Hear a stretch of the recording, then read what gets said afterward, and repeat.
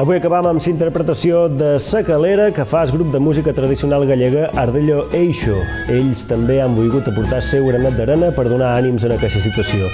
Li dediquen aquesta cançó a la terra que, com ells mateixos diuen, els han vist néixer com a grup musical. Res més! Recordin que poden seguir informats a través de periodicodiviza.es. Que passen una molt bona nit i fins demà, que diuen que serà divendres.